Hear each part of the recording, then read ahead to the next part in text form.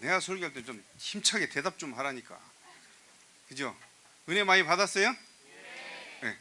붙잡은 거. 자기 각자 한마디씩 붙잡은 거. 네?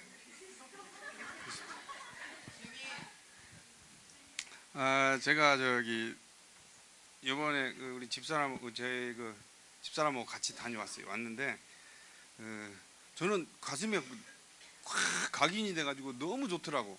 와, 그렇다.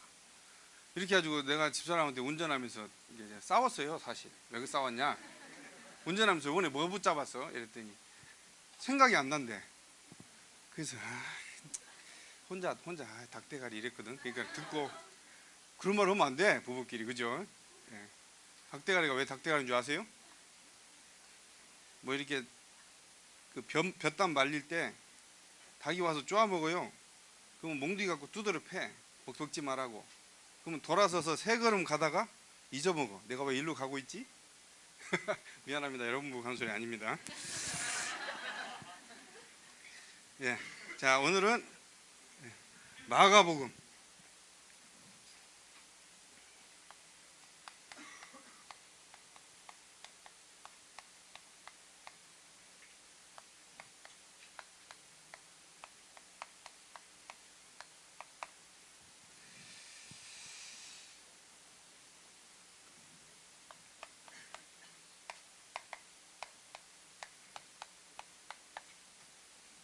저는 이 소재로 소명,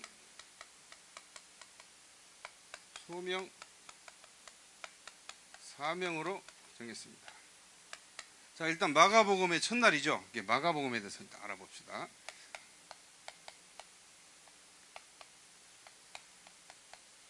자, 이 마가복음을 쓴 마가는 이 요한 마가라고, 요한이 성이고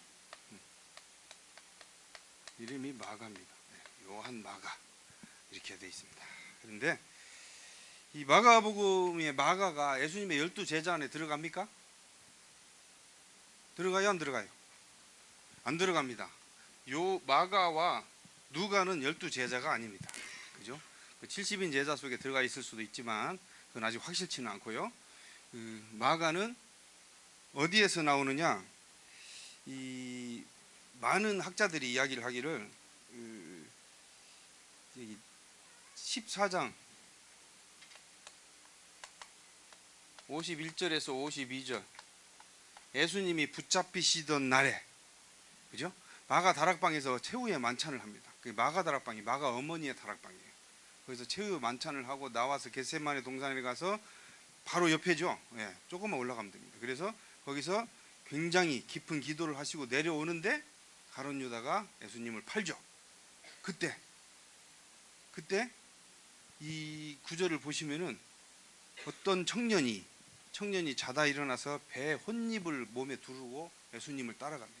따라가다가 너도, 무리들이 붙잡습니다. 너도 제자 아니냐? 그러니까는 혼잎을 벗고 알몸으로 스트리킹을 해서 집에 도망갑니다. 예. 그 청년이, 여기에서는 너무 디테일하게 그 청년에 대해서 설명이 돼 있어요. 그래서 마가가 자신일 것이다, 마가 자신의 이야기를 적은 것일 것이다, 이렇게 이야기합니다. 그래서 여기서 보면은 부잣집의 아들이에요. 부잣집 아들. 굉장히 부잣집. 그 다락방이 굉장히 크죠. 그 과부인 어머니와 사는데 부잣집의 아들. 그래서 조금 약해서 나중에 바울이 1차 전도 여행을 떠날 때 바나바와 함께 떠나는데 중간에서 그 힘든 것을 못 이기고 돌아와 버려요. 예루살렘으로 도망와 버려요. 그러니까는 2차 전도 여행 때 어떻게 하지요? 이 바나바의 생질이, 바나바가 외삼촌이야. 이게 생질이라 그러죠, 조카. 그래서 바나바가 그래도 조카니까 데리고 가려고 하니까 그때 바울이 뭐라 그러죠? 저렇게 성정이 약한 애는 데리고 갈 수가 없다 하고 바나바하고 싸웁니다. 지금은 약해도 데리고 가자. 바나바 말이 맞을 수 있다는. 나중에 그래가지고 굉장히 싸워서 바나바와 바울을 아예 깨트려 놓는 장본인, 바나바와 바울의 사이를 깨트려 놓는 장본인이기도 합니다, 마가가. 그렇게 실패를 많이 해요. 예수님 모른다고 옷을 벗고 도망칠 정도로 급하게 도망가고, 전도 여행 때 조금 힘들다고 바로 예루살렘 돌아와 버려. 너무 부잣집 아들이라. 그렇게 약해. 근데 나중에는 어떻게 되느냐? 베드로가 나의 아들아 이렇게 부를 정도로 굉장히 신임을 얻고, 나중에는 바울이 바울 서신에도 여러 번 나옵니다. 한 3번, 4번 이상 나오는데 마가가 나의 큰 동역자다. 정말 내가 믿을 만한 그 동역자다 이렇게 이야기할 정도로 나중에는 그렇게 발전을 합니다. 그래서 우리 렘넌트들과 너무 닮아져 있죠. 그죠? 맨날 쥐어 터지고 깨지고 그래도 이렇게 뻔뻔스럽게 나와서 앉아 있는 우리 렘넌트들, 그죠? 그래서 이렇게 돼야 돼. 이렇게 우리 렘넌트들, 그죠? 옛날 유목사님이 그렇게 말씀하셨죠. 처음부터 완벽하려고 하지 마라. 니네들은, 저도 우리 아들한테 애들한테 그럽니다. 니네들은 넘어지고 깨지고 자빠지는 게 특기야, 그죠? 네. 절대 한 번 넘어졌다고 해서 사단이 주는 그 나에 대한 실망, 뭐 자신감, 무력감 이런 것에 절대 속지 마라, 그죠? 네. 마가가 그렇게 해서 대성한 이 인물입니다. 그리고 마가복음의 특징은 이 글 자체가 아주 간결해요. 강하고. 그래서 좀 이따 우리가 1장 1절을 한번 분해해 볼 건데, 그 마태는 어떻게 시작했냐면은 성경을 아브라함과 다윗의 자손 예수 그리스도의 계보라 하면서 계보를 쭉 적어 나가고 막 잔소리가 많아요. 뭔 일이 있었고. 근데 마가는 핵심만 다 이야기해요. 1장 1절에 보면은 하나님의 아들 예수 그리스도 복음의 시작이다. 그리고 바로 들어가죠. 마가복음은 그렇게 간결합니다. 아주 강하고. 그래서 선지자 이사야의 글에 임마누엘 뭐 이런 이야기가 바로바로 나오도록 하는. 그래서 저는 마가가 참 마음에 듭니다. 네. 그래서 오늘 이 해부를 한번 해봤고요. 첫 번째 서론으로 이 주제, 마가복음의 주제는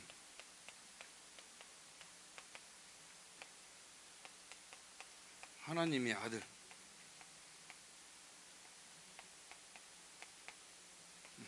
하나님의 아들이 맨 첫 장 1장 1절부터 나옵니다. 하나님 아들. 그 다음에 십자가 앞에서 백부장이 고백할 때 뭐라고 하느냐? 이 사람은 진실로 하나님의 아들이었구나. 이게 실려 있어요.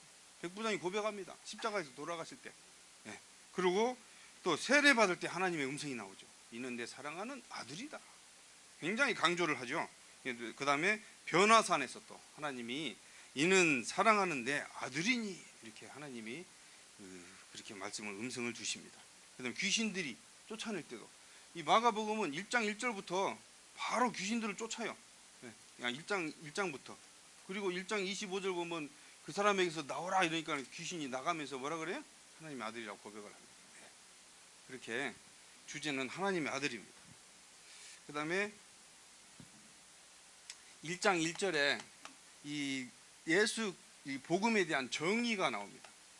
정의이자 이 마가복음의 전체의 이 주제죠. 우리 마가복음 1장 1절 한번 열어보실래요? 성경책 한번 봅시다. 첫 번째, 하나님의 아들. 그죠? 하나님의 아들. 이 말은 무슨 말이냐면은 예수 그리스도의 신성과 그 다음에 우리 예수님이 여기 이 땅에 오신 이유, 그 다음에 권위, 이유를 말하고 있습니다. 하나님의 아들. 두 번째는 뭘 이야기하죠? 1장 1절에 두 번째 예수가 나오죠? 여러분 다 아시는 거지만 한번 합시다. 예수는 뭘 이야기하죠? 사람으로서의 이름이죠. 그죠? 그래서 인성을 이야기합니다. 인성. 그래서 예수 그리스도의 예수란 뜻은 구원자란 뜻이고, 그 다음에 구약에서 여호수아, 호세아와 같은 뜻이죠.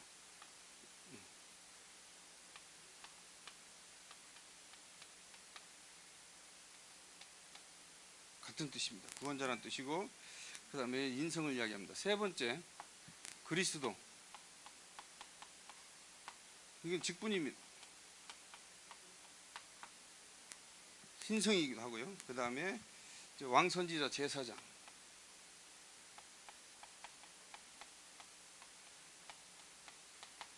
다 아시니까 그냥 넘어가겠습니다. 세 번째, 복음의 시작. 이게 참 저는 멋진 말이라고 생각해요. 마가복음의 시작에서부터 복음의 시작이다. 이 복음의 시작을 어디서부터 마가는 적고 있냐면 세례 요한부터 적고 있어요. 세례 요한. 세례 요한이 예수님의 길을 예비하는 자로 이렇게 정확하게 묘사를 하고 있죠. 그래서 이 세례 요한이고, 두 번째 예수님 자신이 스스로 말씀하신 게 있습니다. 내가 복음의 시작이라는 거. 2장 27절에서 28절 뭐라 그러죠? 제자들이 배가 고파서 그 밀을 이렇게 손으로 비벼서 먹고 있었어요. 그러니까는 그 바리새인들이 욕을 하죠. 왜 안식일 날 이거 비비는 건 뭐죠? 밀을 까는 거잖아요. 그럼 일을 한다고 이걸 일을 하는 건데 왜 일을 하냐 이렇게 비판을 하니까 내가 이 안식일의 주인이다. 본인을 예수님 스스로가 스스로 자기 자신을 정의 내리는, 내가 안식일 주인이고 안식일은 너희들을 위해서, 인간들을 위해서 만들었다 이렇게 이야기를 합니다. 어떻게 생각하십니까? 안식일을 인간들을 위해서, 인간들이 쉬기 위해서 만들었지만 나는 그 안식일의 주인이다 이렇게. 그래서 복음의 시작을 이야기하고 있습니다. 그래서 이 마가복음 전체의 정의를 이렇게 내려봤습니다. 자, 우리가 이 마가복음 3장 13절에서 15절 우리가 안 읽었죠? 다 같이 한번 읽어봅시다. 다 피세요. 시작. 산에 오르사 자기가 원하는 자들을 부르시니 나아온지라. 이에 12를 세우셨으니 이는 자기와 함께 있게 하시고 또 보내사 전도도 하며 귀신을 내쫓는 권능도 있게 하려 하심이라. 아멘. 첫 번째 본론으로 들어가서 예수님이 원하시는 자들을 부르셨습니다. 저는 이걸 가지고 천명이라고 생각합니다. 근데 이 예수님이 원하시는 자를 부르사, 첫 번째, 또 산에 오르사. 마가는 이렇게 간결하게 적었어요. 누가복음의 이 장면을 제가 한번 읽어드릴게요. 이에 예수께서 기도하러 산에 가시니 밤이 새도록 하나님께 기도하고, 그 다음에 밝음에 그 제자들을 부르사 그 중에 12를 택하여 사도라 칭하였으니, 이게 또 산에 오르사, 이 말은 마가는 싹 빼고 그냥 산에 올랐다 이것만 간결하게 이야기하는데, 누가복음 어떻게 해요? 밤새 하나님께 기도하셨어요. 뭐 할 때? 천명을 받기 위해서. 예수님도 그래가지고 12를 택하는데 하나님한테 물어본 거예요. 또 산에 오르사. 그러니까 우리가 주로 유목사님이 산과 바다, 강 이런 걸 강조하잖아요. 그죠? 집중을 하기 위해서. 예수님도 집중하기 위해서 산에 올라가셔서 하나님한테 천명을 받았다. 앞으로 내가 어떻게 해야 됩니까? 밤이 새도록 하나님께 기도하셨다고 했습니다. 두 번째, 자기의 원하시는 자를 부르시니 나아온지라. 자기의 원하시는 자. 그 당시에 예수님을 따르던 무리들이 굉장히 많았습니다. 그 중에 하나가 이 마가이기도 하고, 또 그럴 수가 있다고 우리 신학자들은 이야기를 하죠. 근데 그 중에서 12를 택했답니다. 그죠? 그 중에 12를 택하여 사도라 칭했으니, 이게 그 중에 12를 자기의 원하시는 자, 이게 바로 천명이죠. 하나님이 원하시는 사람. 그래서 이 하나님의 천명은 오로지 하나님의 뜻에 따라 이루어지는 것이 하나님의 천명입니다. 여러분은 지금 이 자리에 하나님의 천명을 따라 와 있는 겁니다. 그죠? 네. 하나님의 천명 때문에 여기 와 있는 거라니까. 그렇죠? 고개만 끄덕끄덕 하지 말고 아멘 하라니까. 그죠? 하나님의 천명을 받은 여러분입니다. 그래서 제자들은 여기에서 절대로 12를 딱 택할 때 이유를 달지 않았어요. 자기가 제자에 뽑힌 것을 굉장히 기뻐하고 예수님께 나아갔다고 그렇게 다른 외경들은 그렇게 이야기를 하고 있습니다. 그래서 제자들은 주저없이 순응하고 자기의 모든 관심, 소망 이런 걸 다 접어두고 오직 예수 그리스도를 따르는 제자의 삶을 택했습니다. 그래서 이게 보면 자기의 원하시는 자가 올 때 우리는 절대, 하나님이 여러분을 부르실 때 절대 헌신이 필요합니다. 이유가 없죠. 이거는 이유가 없어요. 절대 헌신. 자기의 원하시는 자를 하나님이 부르실 때 여러분은 절대 헌신의 길을 택하시기 바랍니다. 그 다음에 두 번째, 예수님이 부르신 내용이 있습니다.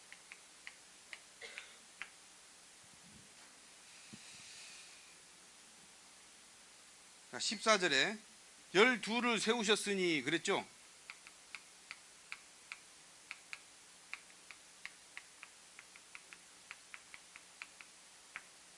이 12는 우리 성경에서 굉장히 많이 인용됩니다. 거의 완전수처럼 이용이 되고 12지파도 이용이 되고, 그러니까는 모든 이 지구상을 다 커버할 사람을 다 꽉 차게 뽑으셨다 이 말씀입니다. 그렇게도 해석을 하는 학자들이 있어요. 그래서 자기와 함께 있게 하시고, 여러분 함께 하면 다 아시죠? 이사야 7장 14절 임마누엘, 그죠? 자기와 함께 있게 하시고, 그 다음에 전도도 하며, 전도는 이 요한일서 1장 1절에서 2절, 여기에 증인의 삶이 나옵니다. 우리 한번 찾아볼까요? 요한일서 1장 한번 찾아보세요.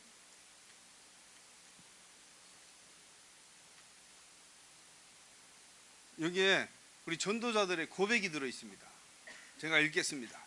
태초부터 있는 생명의 말씀에 관하여는 우리가 들은 바요, 눈으로 본 바요, 자세히 보고 우리의 손으로 만진 바라. 이 생명이 나타내신 바 된지라. 이 영원한 생명을 우리가 보았고 증언하여 너희에게 전하노니 이는 아버지와 함께 계시다가 우리에게 나타나신 바 된 이신이라. 곧 예수 그리스도시죠. 이렇게 전도도 하며,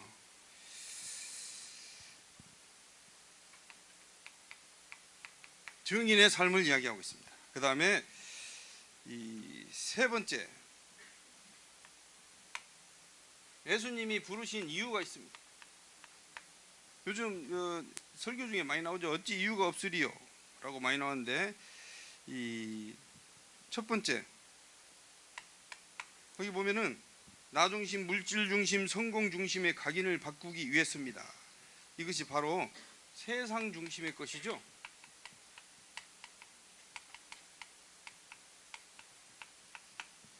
세상 중심의 것이 아닌, 그죠?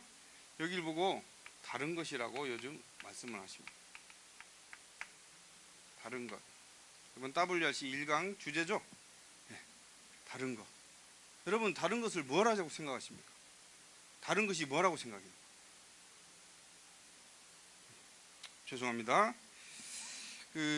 싸우지 않고, 그 다음에 경쟁하지 않고, 이렇게 정의를 내리죠. 그 다음에 싸우지 않고 경쟁하지 않고 이기고, 또 세상 살리는, 세상을 고치는 것이 아니고 세상을 완전히 살려버리는 그런 것이 바로 다른 것이라고 합니다. 그래서 이 예수 그리스도의 제자들도 바로 주저없이 자기의 모든 것을 버리고 나섰습니다.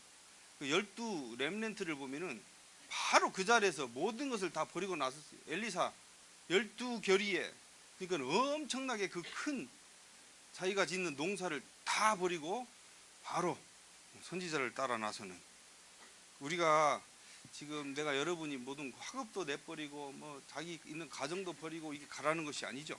그죠? 네. 정말 하나님의 것, 다른 것을 바라보면은 다른 것이 다 가치가 없게 됩니다. 바울의 고백을 보십시오. 정말 우리가 흔히 말하는 설교 시간에 이야기하면 안 되지만은 세상의 모든 귀한 것들이 다 똥으로 보였다 이렇게 이야기해요. 그죠? 배설물로 보였다. 그렇게 보여질 정도로 여러분이 다른 것을 찾으시기 바랍니다. 그래서 하나님, 나에게도 하나님이 준비하신, 나를 위해 준비한 게 꼭 있다니까요. 여러분 렘넌트를 위해서 준비한 게 꼭 있습니다. 여러분 그 다른 것을 잡고 꼭 하나님이 준비한 것을 찾으시기 바랍니다. 그래서 하나님 나에게 하나님이 준비한 다른 것을 보게 하소서. 두 번째, 의상으로 만든 흑암 문화를 바꾸기 위해서 그러죠.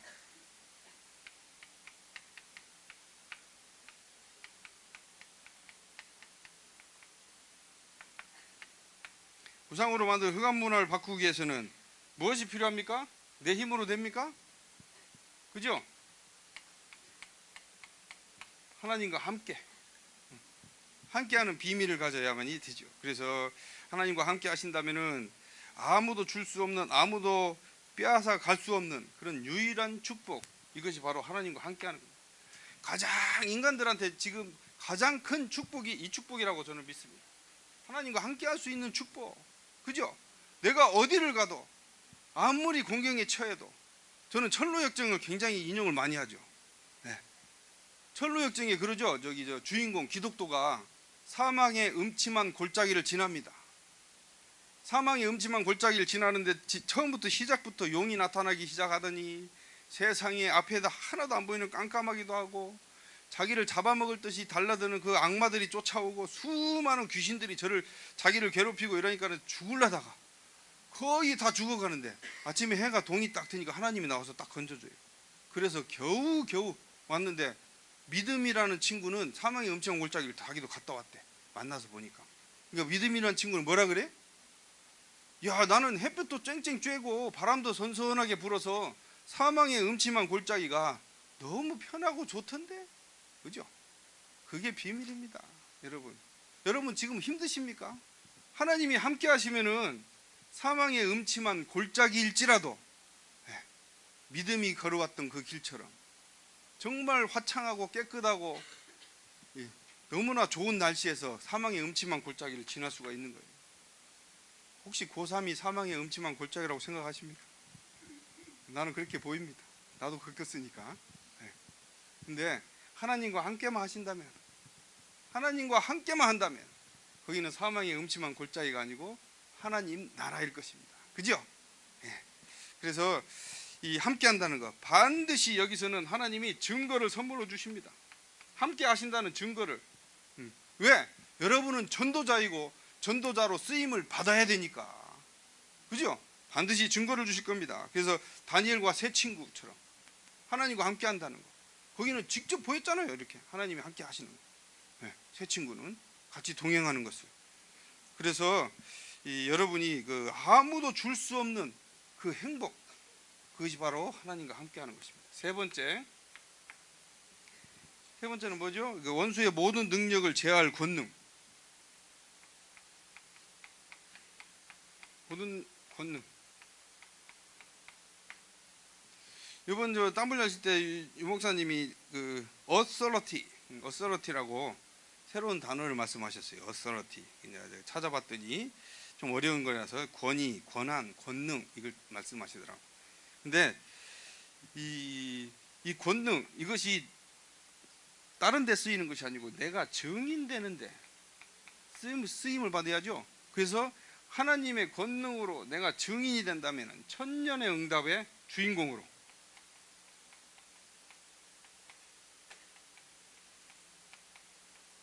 천년응답의 주인공으로, 그러죠? 여러분은 그럴 자격이 있습니다.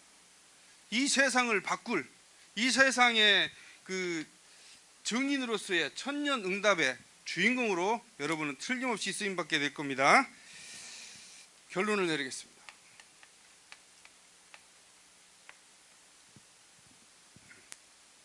아주 시간이 양호합니다. 자, 사도를 우리가 헬라어로 제가 한번 적어볼게요. 헬라어로.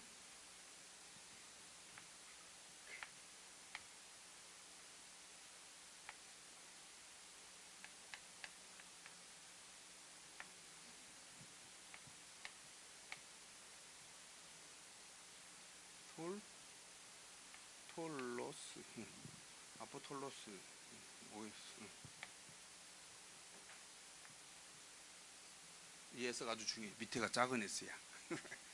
이게 헬라어죠. 아포톨로스.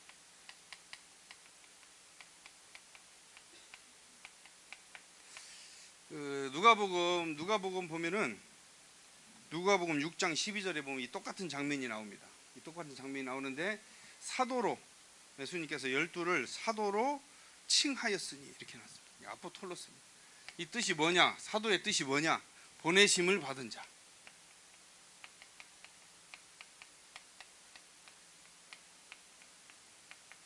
아포톨로스. 그래서 여러분을 하나님께서 아포톨로스로 보내셨습니다. 학교 현장, 가정 현장, 모든 현장에 여러분이 아포톨로스가 되시길 바랍니다. 아포톨로스로 보내셨어요. 세상 살릴 주역으로 하나님께서 특별하게 여러분들한테 틀림없이 아포톨로스라는 사도의 직분을 아마 주실 겁니다. 두 번째, 나의 하루의 목표.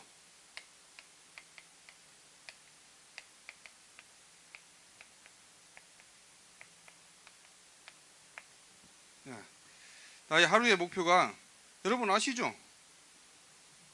그리스도. 그 다음 뭐죠? 하나님 나라. 그 다음에 성령 충만. 여기서 벗어나면 안 돼요. 그리스도는 뭐 하는 거죠? 누리죠, 그리스도를. 그죠?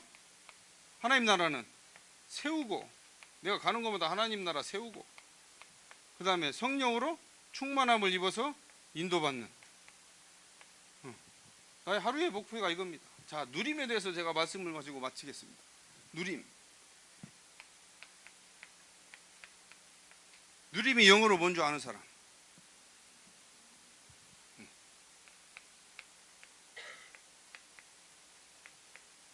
엔조이죠? 엔조이. 엔조이 뜻이 뭐예요? 즐기다. 즐기다. 자, 성경책 한 장만 찾아봅시다. 하박국 3장 18절. 하박국 3장 18절. 누가 찾아서 한번 읽어보세요.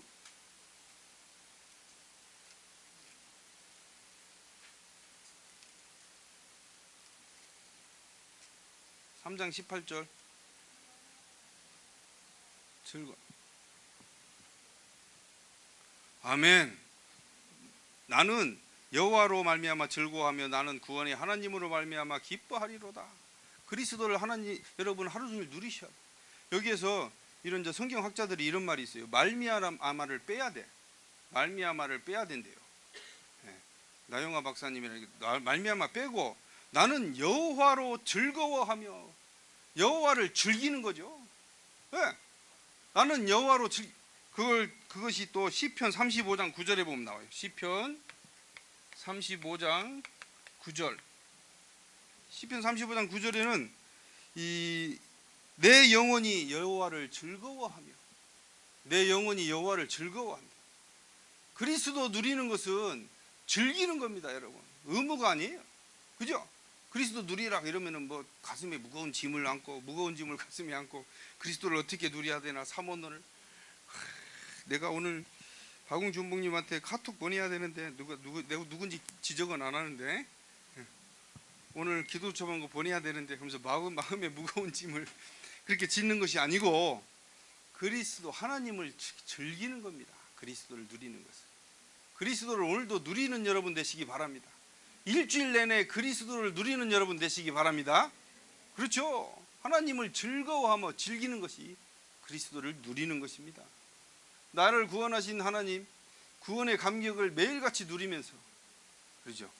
그것을 전파하고 내가 가는 곳마다 전도도 하며 그러면 하나님 나라가 임하고 그 나라 임하는 곳에서 성령 충만함으로 같이 하나님의 말씀을 준행하고 이행하는 그런 우리 렘넌트 여러분 되시기 바랍니다. 기도하시겠습니다. 살아계신 하나님, 오늘도 하나님이 나를 부르신 내용과 목적을 본문을 통해서 알게 하시고 깨닫게 하심을 감사합니다.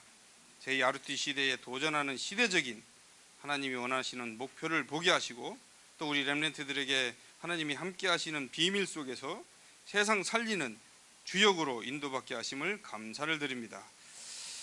이번 한 주간도 하나님의 능력을 누리며 승리하는 렘넌트들과 선생님들 될 수 있도록 축복하시고 인도하여 주시옵소서. 예수 그리스도 이름으로 기도하옵나이다. 아멘.